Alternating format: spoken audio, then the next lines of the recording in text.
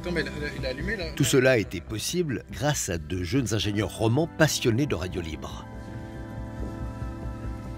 Ils ont fait la preuve qu'avec quelques milliers de francs par an, une petite radio associative pouvait se payer un émetteur pour une ville et ses environs et diffuser ses programmes en DAB+. Si on prend il y a 10 ans la situation, les coûts pour émettre, c'était vraiment réservé aux grosses stations publiques ou privées. On entendait à l'époque beaucoup de petites stations qui disaient « mais nous on n'ira jamais sur cette technologie parce que ça nous coûte beaucoup trop cher ». Et en fait, il y a la possibilité, il n'y a pas de raison technologique à ce que ce soit si cher, donc il y a des possibilités de le faire avec des moyens plus légers et aussi de faire une diffusion locale. Ça c'est quelque chose qu'on a essayé de montrer à l'époque avec l'association Open Digital Radio notamment. C'est-à-dire on a développé sur la base d'un logiciel qui a été développé par le Centre de recherche du Canada, CRC, qu'on a mis en forme et qu'on a pu développer, qui est publié en logiciel libre. On a pu faire une installation, une intégration pour montrer qu'avec des moyens assez simples, finalement, on arrive à faire une petite couverture ou une couverture de moyenne envergure si on a un site favorable.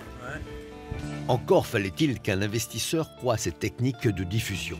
Issu de l'univers des radios libres, le Zurichois Thomas Gilgen, patron de la société d'Igris, a vu très vite l'intérêt de cette nouvelle technologie.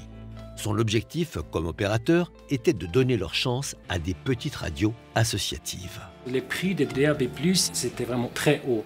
C'était impossible pour une radio non commerciale ou une nouvelle radio DAB+, de payer les diffusions.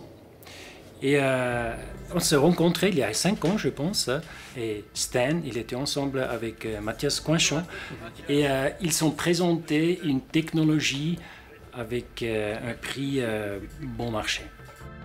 Le procédé a séduit et convaincu l'Ofcom, ce qui a permis à l'opérateur d'Igris d'installer un vaste réseau de radios sur un grand nombre de villes en Suisse. C'est le 3e bouquet DAB+.